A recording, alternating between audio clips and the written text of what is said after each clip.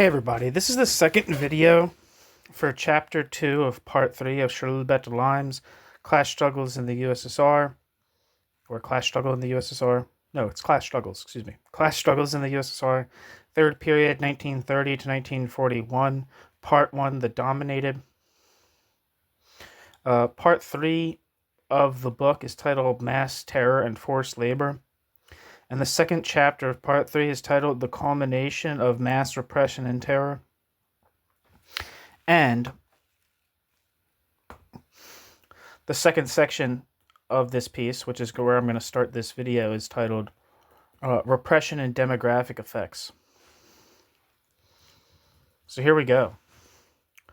Although it is impossible to estimate the number of deaths due to the different aspects of mass repression, an attempt can be made to estimate the mortality due to the camps and to the executions ordered by the camp authorities, and to try to construct the demographic balance of the repression in a wide sense. The latter includes the famine which struck the countryside in 1932 to 34, where this was due largely to the wish of the authorities to, quote, punish, end quote, the peasants. New section, Section A. Mortality in the camps. The regime imposed on the camp inmates was such that during certain periods deaths were counted in hundreds of thousands for the total of the camps, especially on the Vorkuta Railroad, the Belomor Canal, and in the camps and mines of Kolyma, I'm not sure how to say that, etc.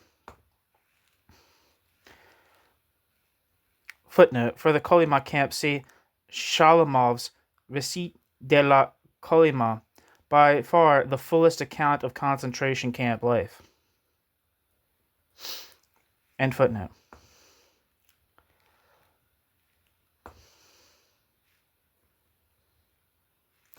Oh, there's a footnote that I missed that says, it has been estimated that one worker died for every cross tie laid in the construction of these railroads. End footnote. The Kolyma camps were part of the Dastroy complex, which occupied a territory 4 times greater than that of France. Placed entirely under the authority of the NKV, Dalstroy embraced the basins of the rivers Kolyma and Indigirka, northeastern Siberia.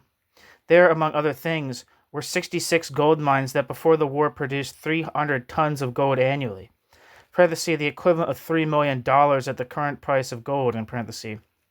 The Kolyma camp, strictly defined on the eve of the war, there were more than 30,000 detainees. Parenthesis, this figure was widely exceeded in 1944 to 54, in parenthesis. On the basis of death rates estimated by former detainees, it is estimated that about 3 million people lost their lives in these camps during the 1930s.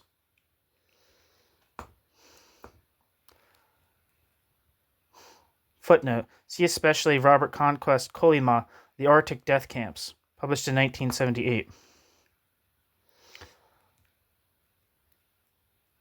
Anton Siliga, speaking of the Kolyma gold mine and the conditions of their exploitation, observed, quote, if African gold is washed by the blood of enslaved Negroes, Soviet gold is washed in the blood of workers and peasants allegedly liberated, end quote. Anton Siliga. The high mortality rate of camp inmates was due to living and working conditions that were extremely harsh, particularly because of the severe cold of the regions in which a large number of the camps were established. Parenthesis, detainees, having learned of the existence of cremation ovens in Nazi camps, called the Soviet far northern camps white crematoria. More fatalities were due to the executions which escorts carried out. Parenthesis, a detainee who strayed a few meters from the road that he was supposed to follow could be killed on the spot, in parenthesis, and a general way to bad treatment from the detainee's escort. This bad treatment was fatal for the sick whose, quote, productivity, end quote, was too low or who could not be looked after. The mortality was also large among those who were contagious or vulnerable to contagion by an epidemic, and epidemics were frequent among undernourished detainees. Solzhenitsyn quotes several examples of epidemics, notably that of a, quote, Asiatic typhus, end quote, that could not be treated. It was eradicated in the following manner, quote, if one prisoner in a cell caught it, they just locked the cell and let on one out and pass them food only through, quote, if a prisoner in a cell caught it, they just locked the cell and let on one out and passed them food only through the door till they all died, end quote.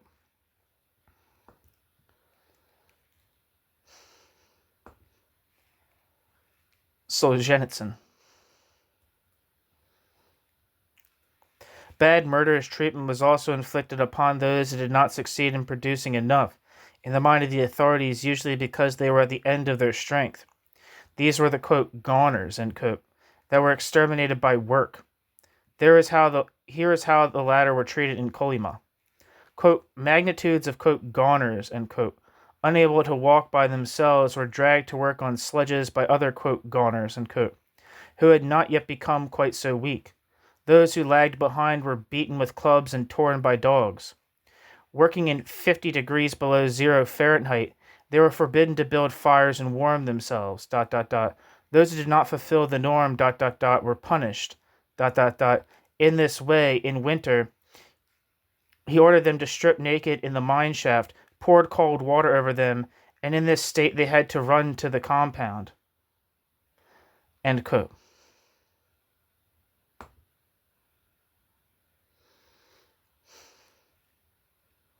I think that's from Solzhenitsyn. In other cases, those who did not fulfill the norms were shut in an isolator without window, bed, and heating. After some days, at the end of their strength, they were piled in and shut up inside a cart that was left exposed to the cold. In that way they died. It was only necessary to throw out their bodies. The snow would inter them.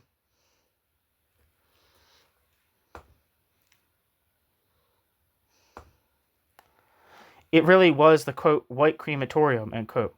Obviously, it is impossible to estimate the number of victims of such treatment.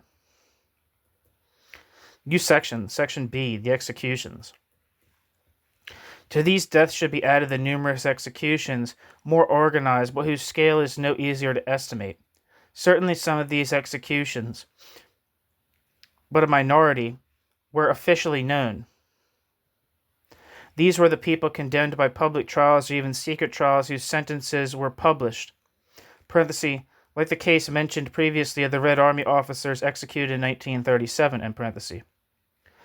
Other executions took place without being made public, following decisions by the judicial or security organs, such was the case of NKVD prisoners who were executed with a bullet in the back of the neck in the courtyards or cellars of NKVD prisons.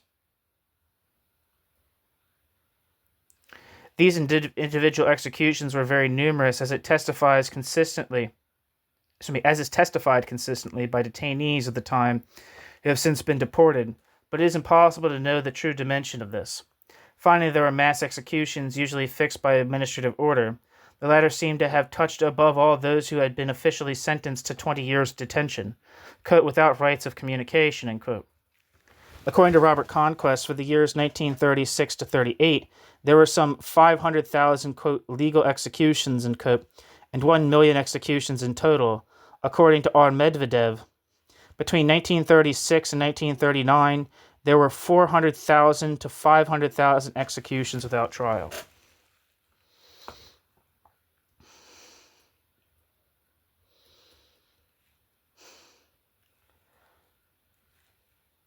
Some footnotes here.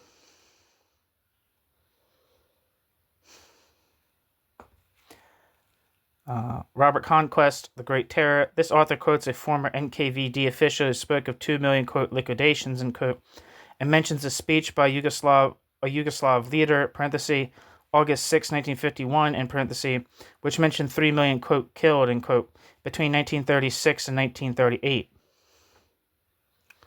And footnote.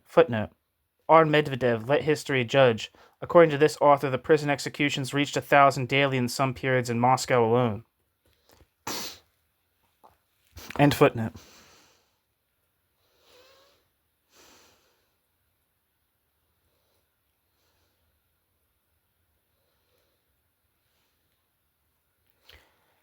In any case, there are several material proofs of executions which took place during these years, and then after the conclusion of the German-Soviet Pact when Poland, the Baltic states, and Bessarabia were occupied. These executions struck the populations of the occupied countries and their armies. Among the proof of these crimes, one should mention the mass burial grounds discovered by the German army when it occupied vast regions of the Soviet Union. One such case was the burial ground found in Vinnytsia in the Ukraine in 1943.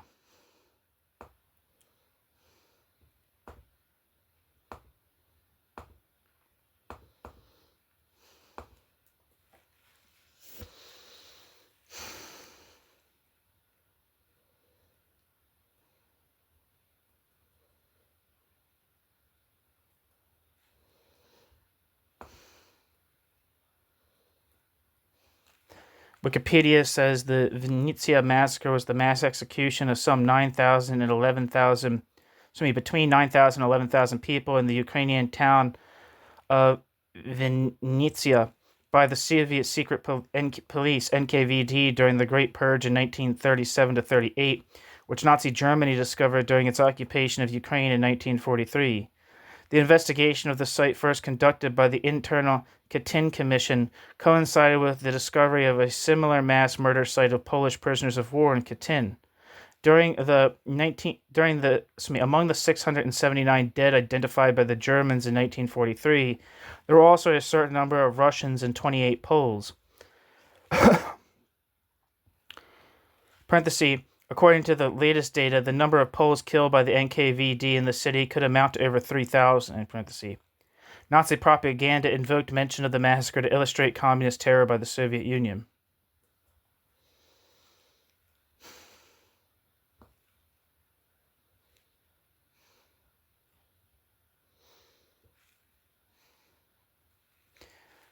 Back to the text. Here there were more than 9,000 bodies. The victims appeared to have been killed in 1938, and a certain number could be identified by their families. The burial ground was exposed because the town population had heard talk of its existence. Internal commissions of inquiry have declared the existence of other burial grounds at Frunze and Sverdlovsk. Footnote. On these aspects of the repression and mass terror, see Bulletins d'Information, Number 3, January 1964, of the Commission for Truth About Stalin's Crimes, quoted by Robert Conquest, The Great Terror, pages 482 to 483 and 528 to 529. Solzhenitsyn at various places in his gulag mentions these burial grounds. And footnote. Whatever the size of these mass executions and massacres, the great majority of those who perished in the repression and the terror were not executed, but were put in camps where they died because of the extremely harsh living and working conditions which prevailed.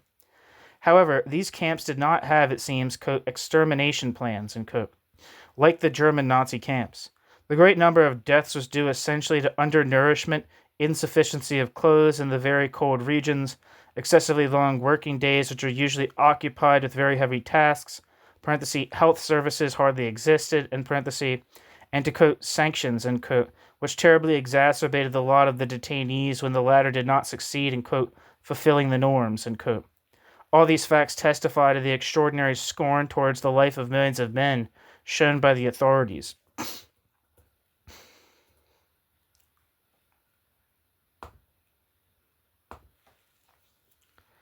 New section, Section C, a demographic balance and outline. Repression and mass terror in various forms, deportation, execution, and high mortality in the camps, quote, punitive famines, end quote, etc., in parentheses. Footnote. It will be noted that these latter were used, quote, selectively, end quote, not only against the peasants in general, but more especially against certain nationalities. According to L. Playush, in his book History's Carnival, a dissident's autobiography published in 1979, 5 million Ukrainians died as a result of the 1933 famine.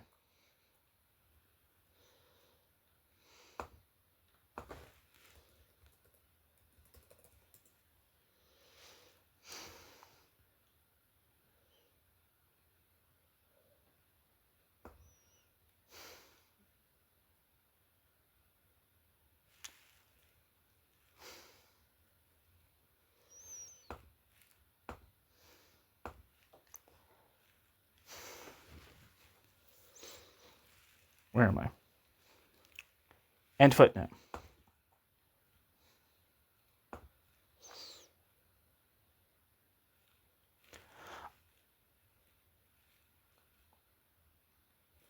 Where am I?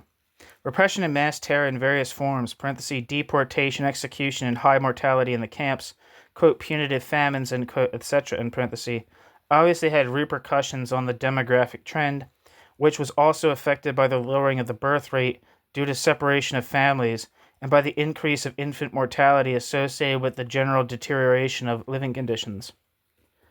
Analyses of population statistics, parenthesis, which show a rise from 147 to 170.6 million between 1926 and 1939, a growth of 23.6 million, very inferior to all the forecasts of the late 1920s, in parenthesis, makes clear the decimation that the repression inflicted on the Soviet people.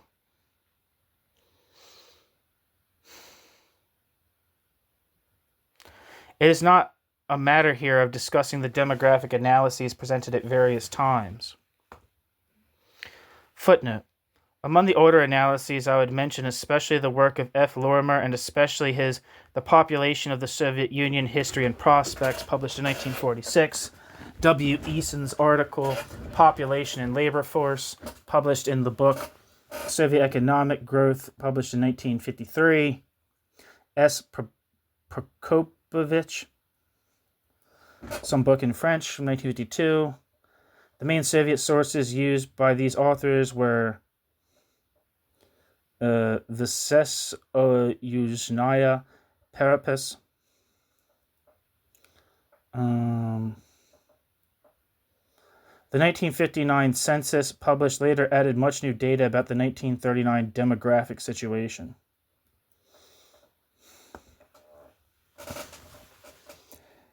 End footnote.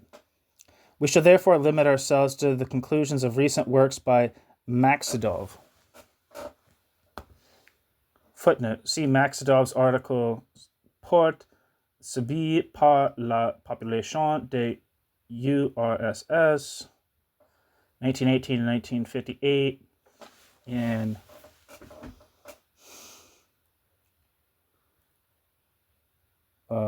Cahiers du Monde Russe et Soviétique, published September 1977. End footnote.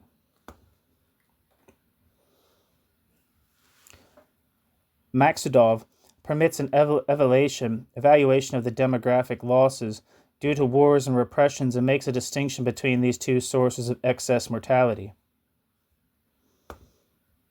Footnote. In the article quoted above, the term, quote, losses means, quote, premature disappearances, those which took place, quote, before the time of natural death, end quote, because of repression, war, or any other cause of, quote, excess mortality, end quote. Parenthesis, famine, for example, in parenthesis. The term, therefore, excludes the effects of a possible low birth rate. End footnote.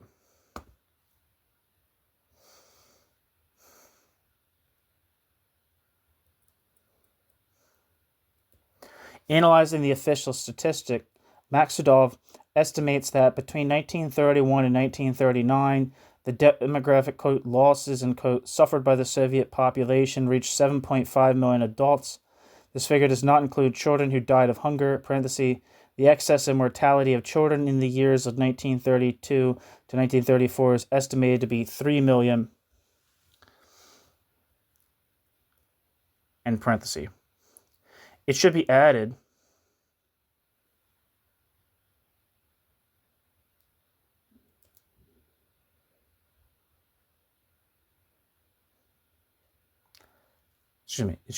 that the same author, Maksudov, estimates at 9 to 11 million the, quote, losses, end quote, suffered from 1939 to 53, quote, which were not directly associated with fascist aggression, end quote. The demographic losses due to repression and terror of the Stalinist period therefore reached in total about 20 million. The demographic losses due to repression and terror of the Stalin period therefore reached in total about 20 million. These figures can be compared with those of war losses estimated by the same author at 7.5 million servicemen and 6 to 8 million civilians.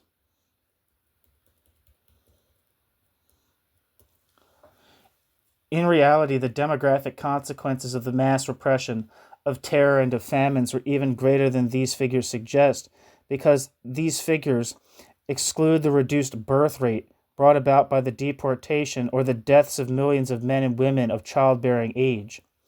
All this amounts to a gigantic demographic catastrophe.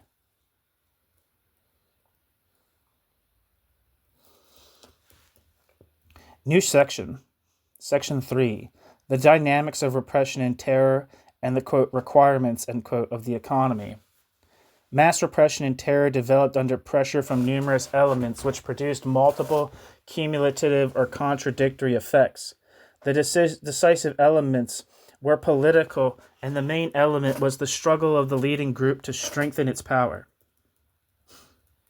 From a historical point of view, in the USSR, the first element in the unleashing of mass repression and terror was collectivization from above.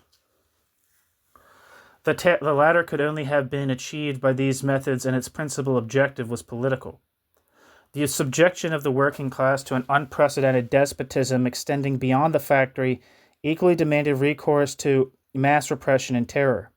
The same methods were put into operation by the leading group to annihilate the remains of the old exploiting classes, to oppose the challenge for power of the privileged strata, to destroy all opposition and all critical thought in the party, and to defend its own unity.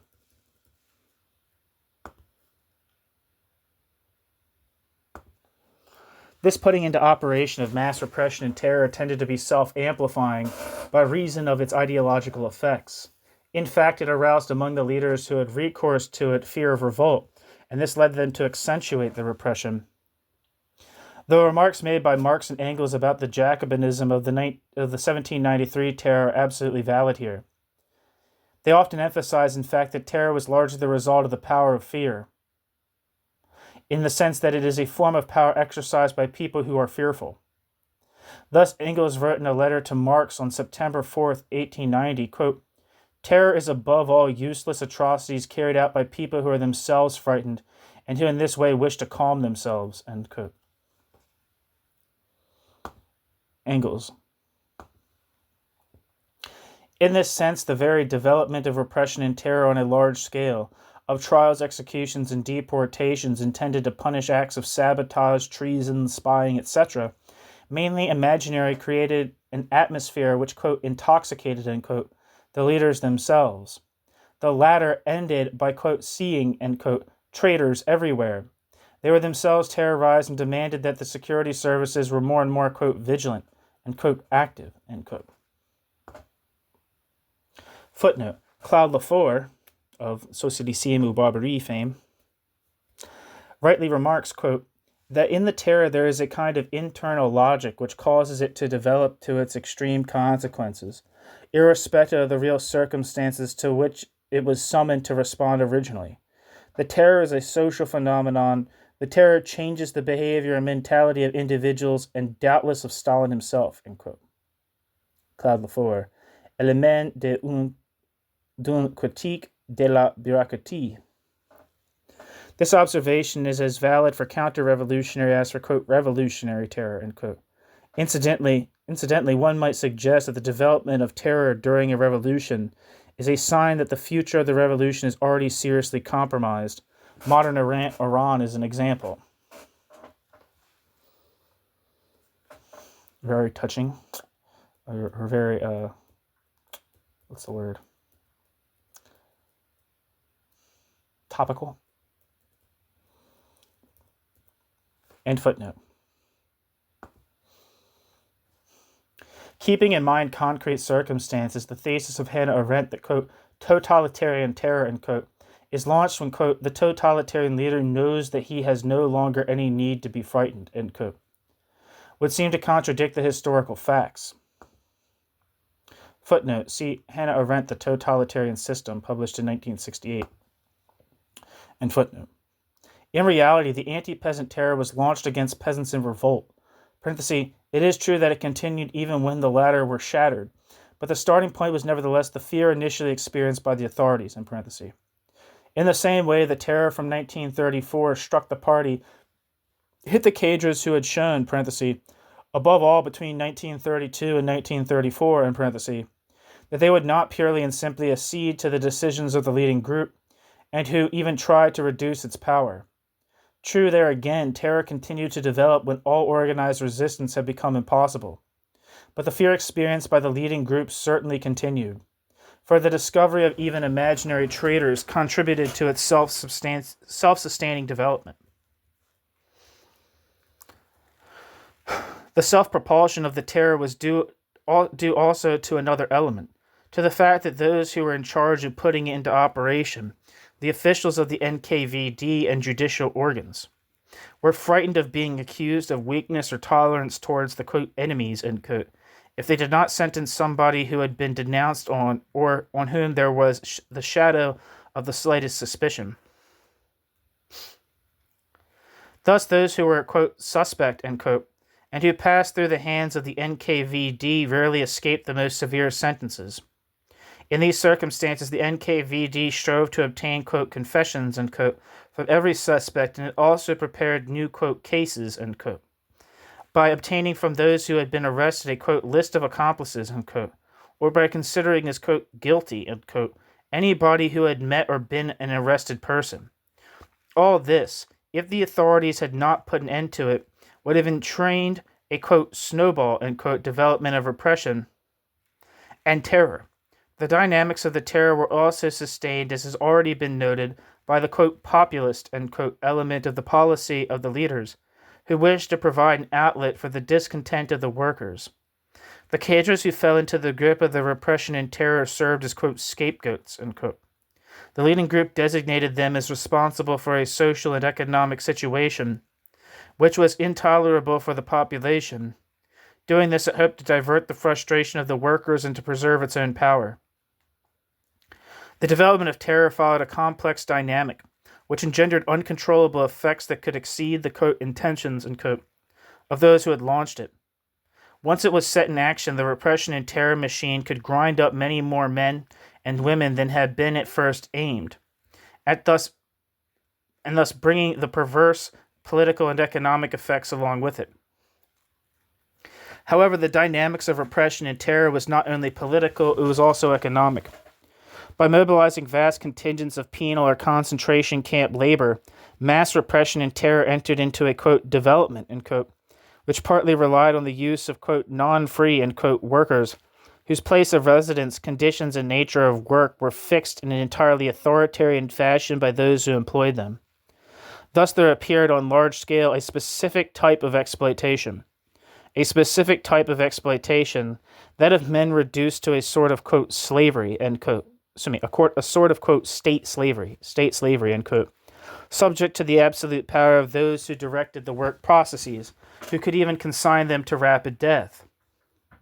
The specific type of exploitation was at first bound up with the accelerated primitive accumulation which characterized the Soviet economy of the 1930s. To the extent that it was thus bound, it was not specific to the, quote, Soviet, end quote, system. The development of capitalism was accompanied by slave owners' practices in forced labor, demonstrated by the slave trade of millions of black slaves employed in the plantations of America, North, Central, and South, the reduction to slavery of the Amerindians, especially in Central America, condemned to work and to die in the mines, and the conscription throughout the 19th century of Indian, Chinese, and Vietnamese workers, heavily indebted and obliged to work until death for their, quote, employers, end quote, who in practice were their, quote, owners, end quote, and this not only in Central and South America, but also in North America. What was peculiar to the Soviet Union was that the state, through the state's police organs, was the, quote, employer, end quote, of the workers subjected to this forced labor, and that the latter were not recruited beyond the frontiers, but in the country itself, by, quote, judicial and, quote, administrative, end quote, means. However, in the Soviet Union, this form of exploitation has another peculiarity. It did not disappear when the initial phase of accumulation in the 1930s was finished. However, in the Soviet Union, this form of exploitation has another peculiarity. It did not disappear when the initial phase of accumulation in the 1930s was finished. In the 1940s, the number of workers in the camps and penal colonies seems to have been even higher than during the years 1937 to 38. Footnote, see N. Dodge's article, 50 Years of Soviet Labor, published in G. Tremel's edited volume, The Development of the Soviet Economy, Plan and Performance, published in 1968, and P. Schulze, Herrschaft und Klassen in der Sowjetgesellschaft.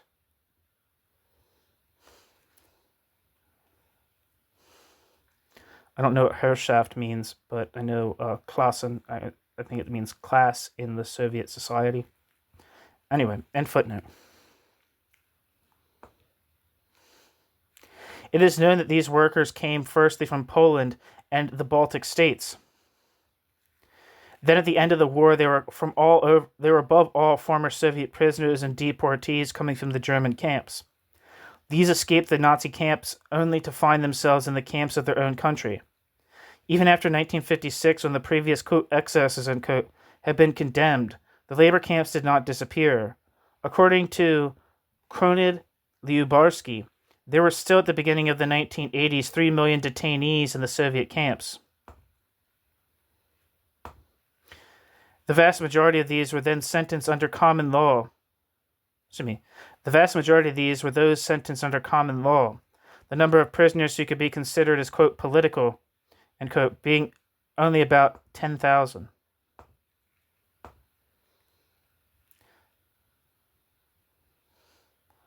Footnote, see K. Lyubarsky's contribution in Chronique des Petits Gens de URSS.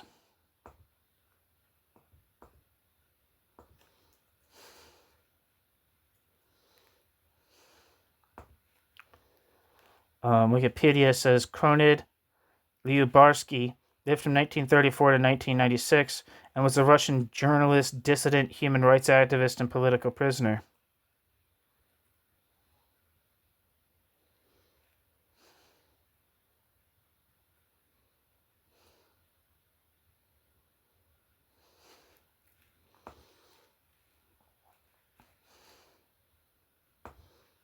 Back to the text.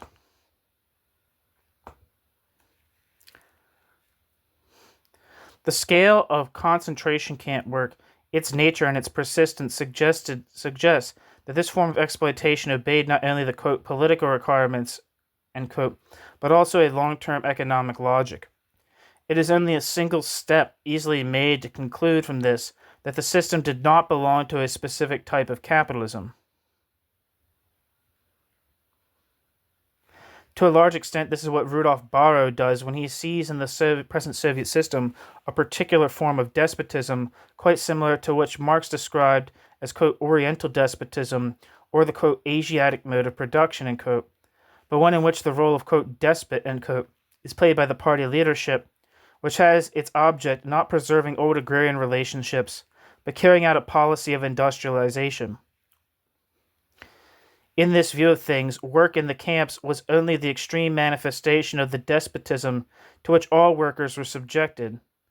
According to Barrow, this social form has its roots in the Russian past, but was reproduced while being transformed under the influence of the ideas and the practice of Lenin, parenthesis, as party leader and as head of state, end parenthesis.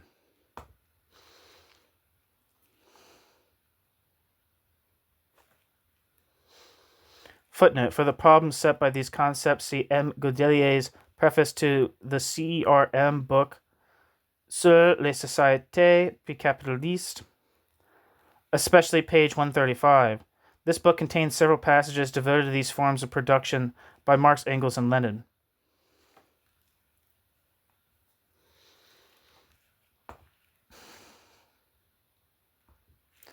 And to see Rudolf Barrow, Les Alternatives, I think that translates as the alternative in Eastern Europe.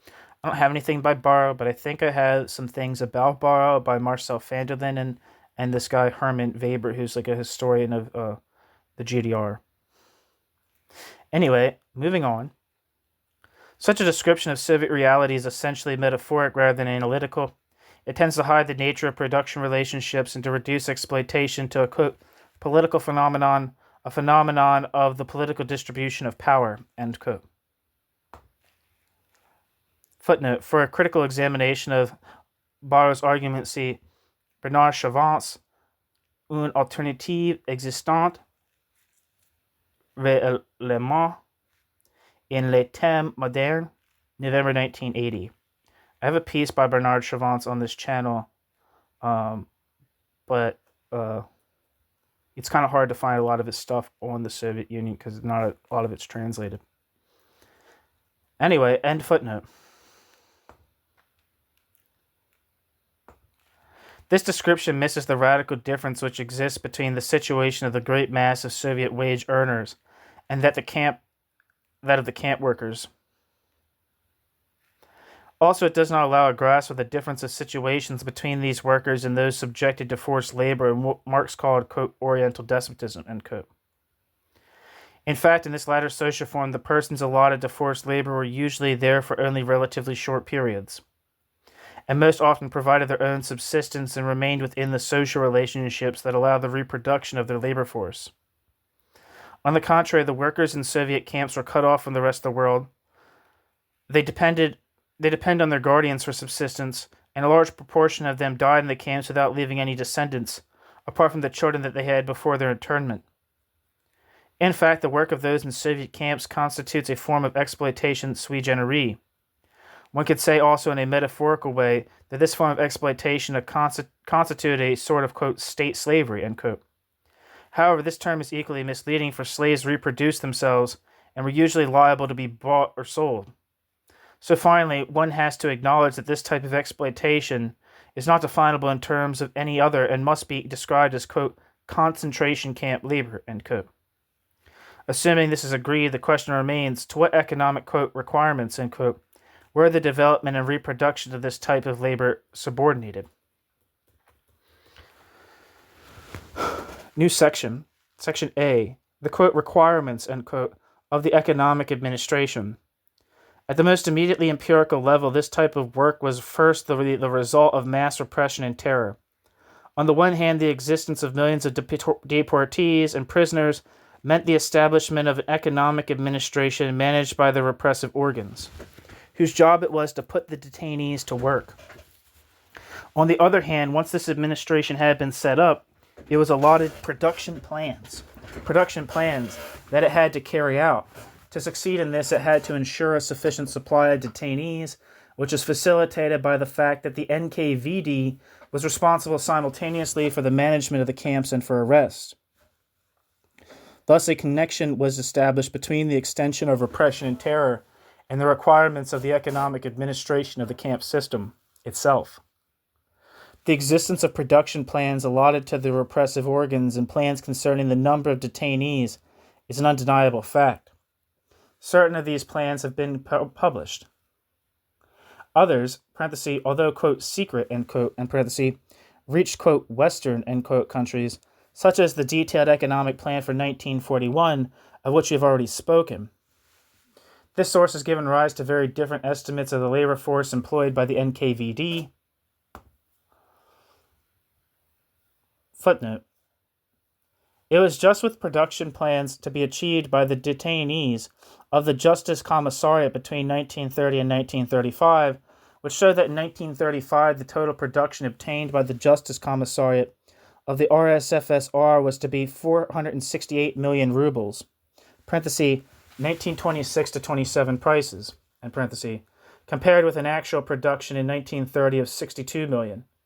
Parenthesis, the Soviet sources for these figures are in S. Wheatcroft's article on assessing, page 289, in parenthesis.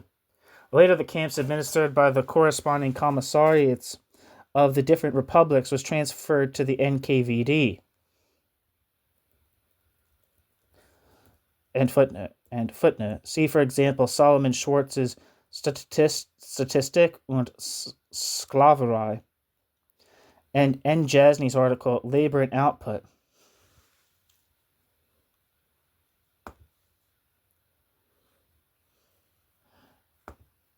Footnote. The estimates of N. Jasny brought him to a figure of 3.5 million for the number of detainees occupied with production tasks in 1941. Other calculations show that within a total gross investment program of 1941, 37.65 billion rubles, the NKVD led with 6.81 billion, which corresponds to more than 18% of gross investment, Footnote, see the article by J. Miller titled The 1941 Economic Plan, published in Soviet Studies, April 1952, The existence of production plans that had to be realized with the help of concentration camp labor led to the informal existence of, quote, arrest plans, end quote. Many eyewitnesses confirm this. From 1933, the Yugoslav communist Anton Siliga, then held in the main prison of Irkutsk, noted that one of the main functions of this prison, quote, was the transfer of prisoners to the Far East, end quote. Siliga adds that the number of those who were thus, quote, dispatched, end quote, depended on the telegrams received from the clearing centers.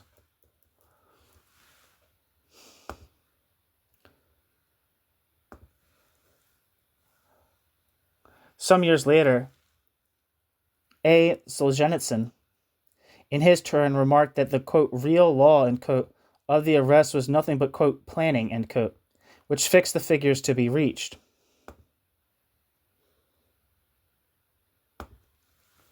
This, quote, planning, end quote, was not exempt from improvisation as was seen in 1937 to 1940. Although a large number of eyewitnesses confirmed that the size of the labor camp force was largely subject to the requirements of the, quote, economic management, end quote, of the camp, it is still true that the latter did not constitute an end in itself. And it is therefore necessary to ask what were the imperatives to which it was itself obedient.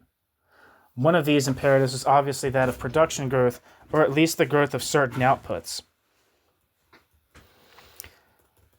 Section B, camp labor and production logic.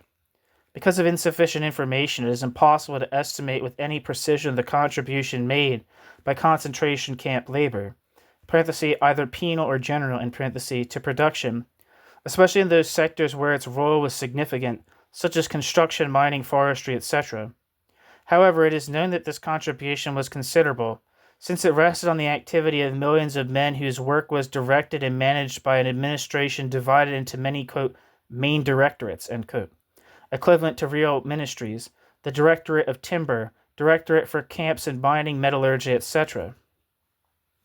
The detainees built thousands of kilometers of railroads and canals and substantially participated in the construction of industrial combines, ports, and new towns, in the cutting of millions of tons of timber destined for export or internal consumption, and in mining for rare metals, gold, minerals, coal, etc.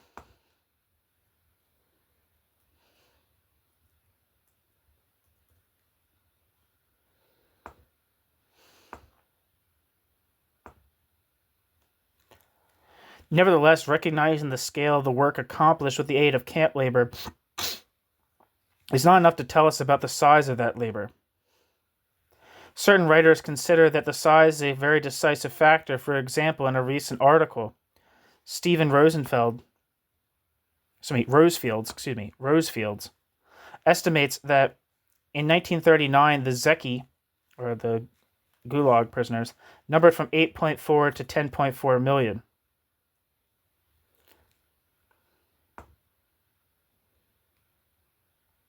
Footnote, see S. Rosefields, an assessment of the story. Of the sources.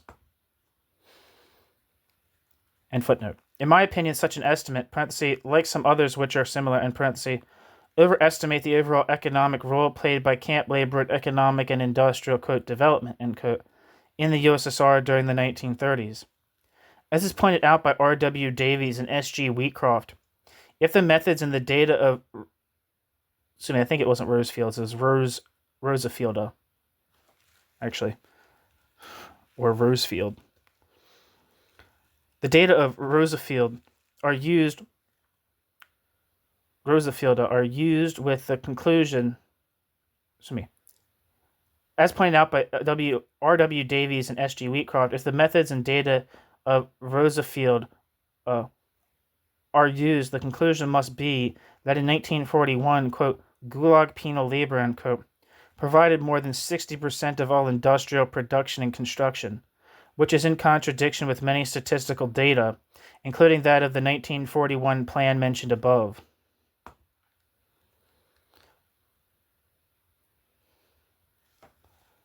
I don't know. Maybe it's not Roosevelt, and maybe it's just Roosevelt. I don't know.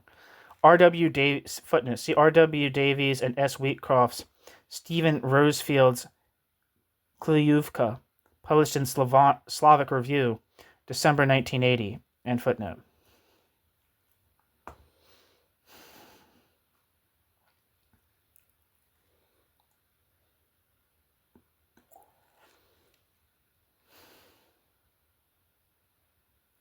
Where am I?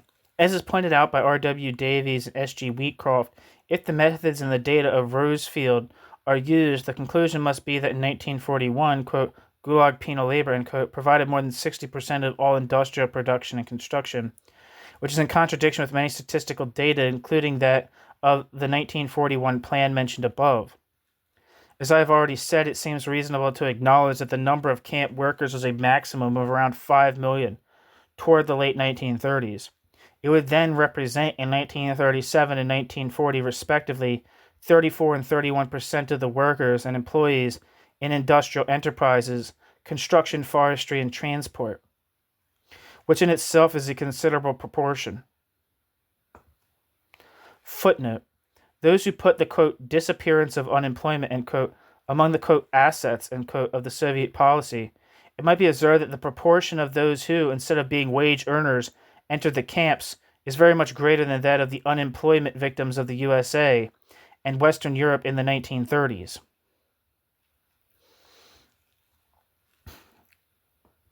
End footnote.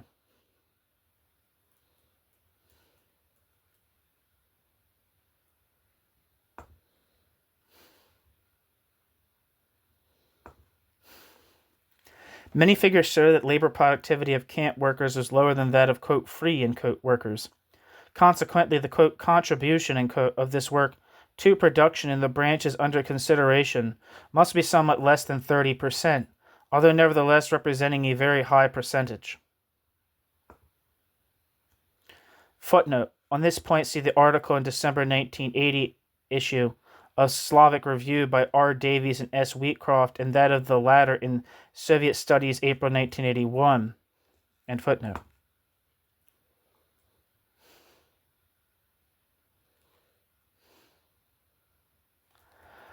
However, the submission of the authorities to these economic, quote, requirements, end quote, produced perverse effects. One of them, as we have seen, was the enormous mortality among concentration camp workers. This mortality reduced the demographic potential and the labor force available to the Soviet Union. Another perverse effect of the development of camp labor was the low productivity of camp labor, thus in general transforming a, quote, free, end quote, worker into a penal worker led to a reduction of production rather than an increase. However, this assertion does not mean that recourse to camp labor did not obey a certain, quote, economic logic, end quote, two aspects of which must be emphasized.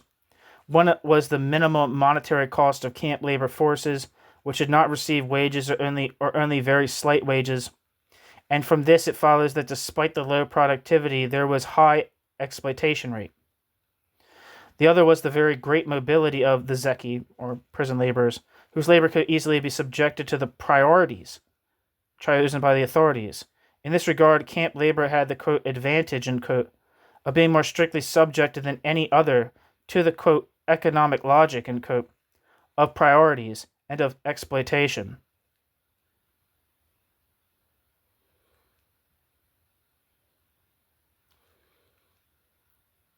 I'm going to reread the last couple sentences because there's italics in them. One was the minimal monetary cost of labor forces, which did not receive wages or only very slight wages, and from this it followed that despite the low productivity, there was a high exploitation rate. The other was the very great mobility of the zeki, whose labor could easily be subjected to the priorities chosen by the authorities. In this regard, camp labor had the, quote, advantage, end quote, of being more strictly subjected than any other to the, quote, economic logic, end quote, of priorities and of exploitation. New section, section C, the quote, economic logic, end quote, of priorities and of exploitation.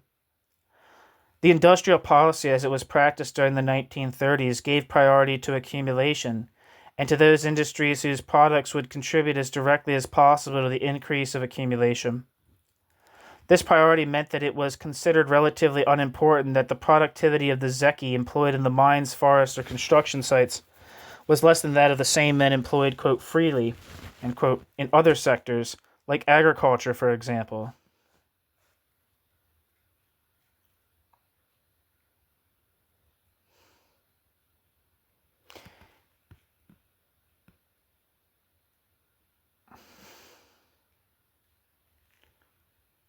In fact, the quote, economic logic, end quote, of the authorities impelled the authorities to try to obtain above all the increase of certain products, like gold, coal, rare metals, timber, etc., and to give priority to the construction of certain industrial sites, certain railroads, and certain canals considered indispensable for economic and industrial, quote, development, end quote, as a whole. In these circumstances, it was of little importance that the decisions taken towards these priorities entrained a relative lowering of the average social productivity of labor and a general decline in the living conditions of workers. In certain cases, the priorities thus imposed were able, thanks to camp labor, to play an effective role in the growth of investment. For example, the extraction of gold from Kolyma permitted the purchase abroad of important industrial equipment. In other cases, the role of these priorities was more or less illusory, for what was gained was often scarcely used. For example, the White Sea Canal, frozen 6 months of each year, and certain items of equipment imported in exchange for products obtained through zeki labor were quickly put out of action or badly utilized, sometimes even left to rust because the construction of the factories which were to use them was not itself finished. However, these wastages, although frequent, were not foreseen by the authorities, so from the point of view of their, quote, economic logic, end quote, it could seem, quote, justified, end quote, to give priority development to activities that allowed accumulation to be increased and to allot it to the, quote, necessary, end quote, number of camp workers, whatever might be the cost in human lives or loss of productivity. In any case, the wastage of labor and the inaccurate forecast were largely felt outside the camp sector, of which we'll say more in the fourth part of this volume, However, this wastage did not include the same, quote, cost, end quote, in human life.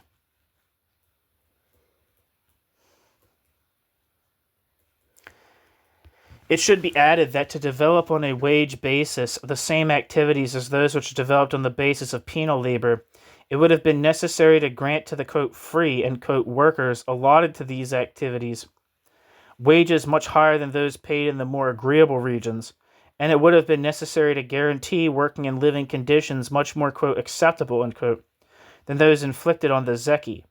Otherwise, nothing would have persuaded them to go to work in sufficient numbers in Siberia and in the extreme east and north of the country. However, such a policy of wages and investments in housing would have been in complete contradiction with the priority given to accumulation. It would have demanded, moreover, that in order that the higher wages thereby paid could be exchanged for products, the production of consumer goods be rapidly developed.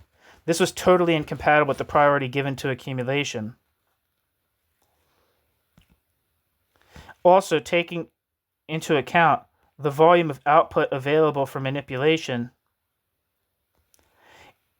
it would have been necessary, in order to attract workers to migrate towards the Soviet East, to lower still further the real wages of, quote, free, end quote, workers in the western regions of the USSR, which politically would have been very difficult.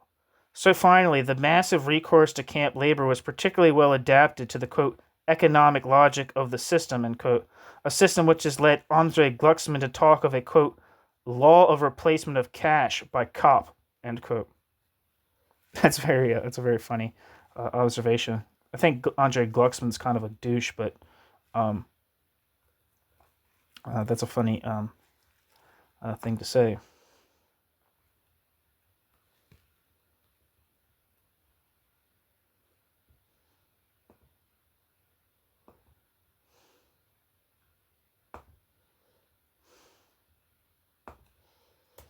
I'm going to copy that quote down, actually.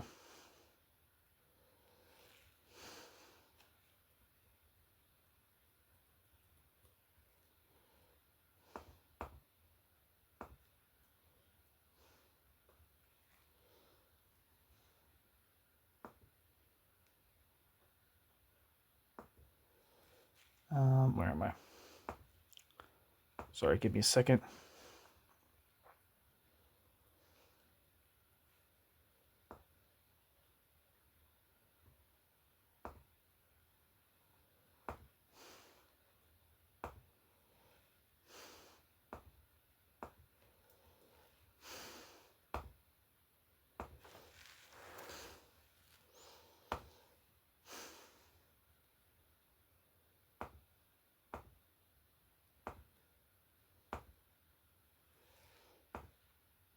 Okay, back to the text. Here is one of the quote advantages in quote of camp labor. Its low monetary cost, which allows it to be quote profitable in quote even if its productivity is quite weak. The quote profitability of this work, moreover, was even greater in that it allowed economies to be made in the use of expensive machinery in those sectors where it was practiced. Obviously, these observations should not lead to the conclusion that the development of camp labor obeyed a kind of quote economic calculation, unquote, because this development was largely guided by a dynamic which obeyed essentially political and ideological elements whose effects were far from being quote rational.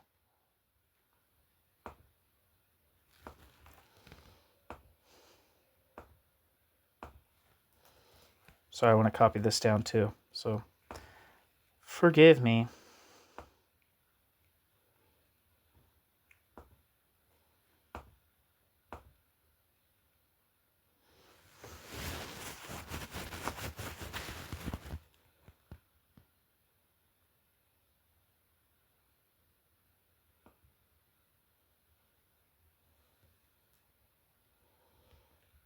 Come on.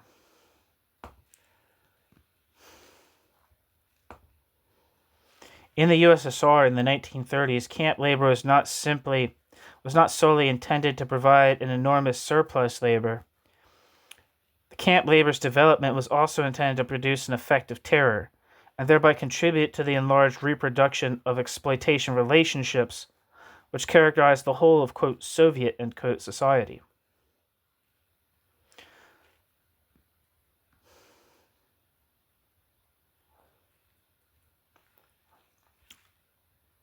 The role of camp labor in the reproduction of Soviet social and role of the Soviet social and political system evidently continues today. This type of labor affects a lesser number of people than in the 1930s. Its role in the production of surplus value, however, remains considerable, for the quote wages and quote paid to detainees are minimal. Parenthesis, about 4 to 5% of the wages of a quote free end quote worker, the detainees being quote housed and fed end quote end parenthesis. These detainees take part in almost all productive activities: electronics, plastics, automobile spare parts, furniture, clothing, and obviously timber. Arrests continue to take place according to a quote plan, end quote, conforming to the requirements of production.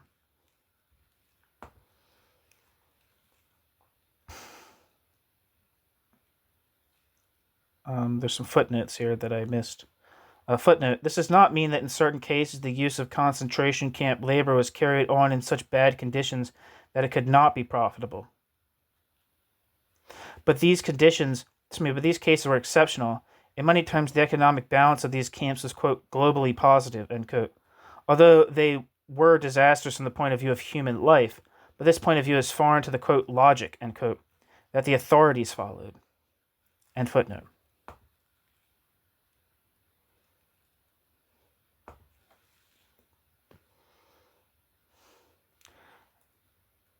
End footnote.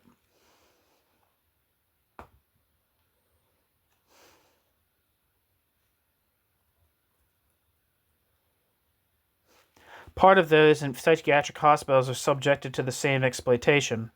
The role of women in this penal labor nowadays is especially great. Bearing in mind all these points, it may be said that labor camps form a subsystem fulfilling important functions of integration and regulation in the Soviet economy and society.